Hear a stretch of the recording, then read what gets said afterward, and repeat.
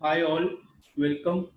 I hope you are safe and you are studying well, you are doing well. I'm very happy to announce that my second book, that is Decode History, has been published. As you can see on your screens, that this is a book for world history portion of UPSC mains GS-1, and it also caters to preparation for state PSC exams.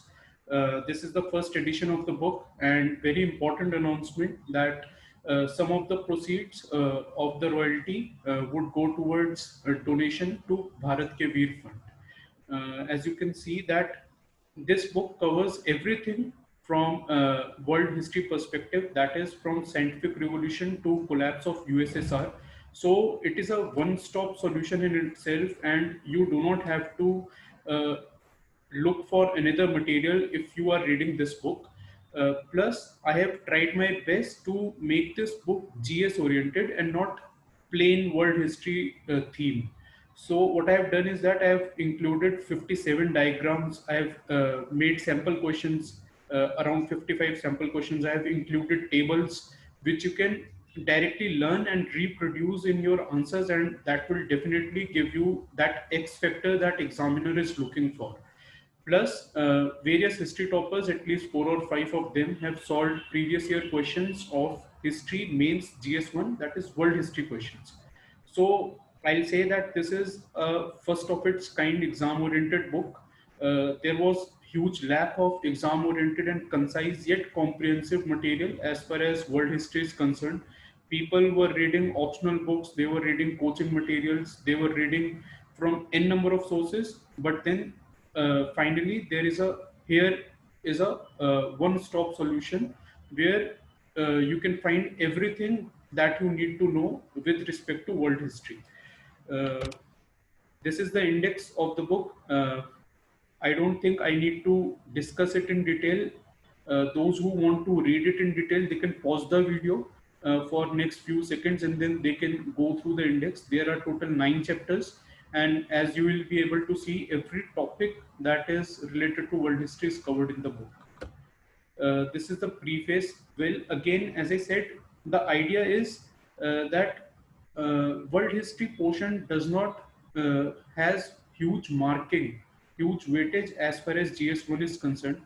In past 7 years, only 11 questions have been asked from this topic worth 122.5 marks. So if you take average of it, then it is 17.5 marks per year. But then for that, aspirants were reading 300 plus pages book, they were reading optional books, and also the cost benefit analysis is very low. Time taken is huge. You are not able to revise, and once you are not able to revise, your answers will be very poor. So uh, if you read a concise material, which this book is, as it has only 173 pages, you will be able to make notes out of it. You will be able to revise them 4 to 5 times, and once you do that, everything would be on your tips, and you will be able to write very good answers and marks fetching answers. So the highlight of the book is that it has, as I already told, diagrams, tables, sample questions, and previous year solved questions. So it is all about being smart, saving your time, and then scoring big. To discuss more about diagrams, I have included chronological diagrams, hub and spoke diagrams, difference between. Also tried to include a map or two here and there. But then maps are of not that huge advantage as far as GS1 world history is concerned. The maps of historical, that is world history maps, are mainly quite detailed, so you won't be able to reproduce them in your exam. So I have included those diagrams only which you can reproduce in exams, which can help you understand the topic better. Similarly, such tables are in abundance in my book. Sample questions you can always practice, and these are the solved questions which are present in my book, and these are solved by history toppers, toppers who had history as their optional subject.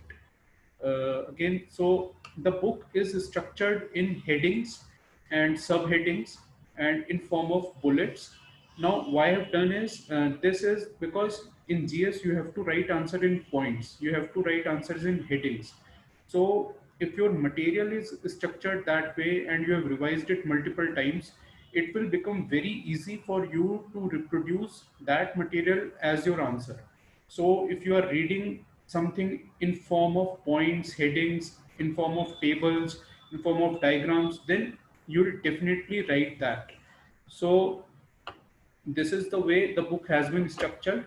And lastly, I hope this thing is clear to all already, that if someone has worked hard, so uh, there is no point in indulging infringements of copyright. There is no point in infringing rights and violations of the intellectual property. So please do not indulge in that. I hope I do not have to. We do not cross terms as far as this is concerned. So you can buy the book. It's up to you. The link is in description section, and I am sure this will be as helpful to you in your preparation as Decode Ethics is. So thank you. This is all from my side.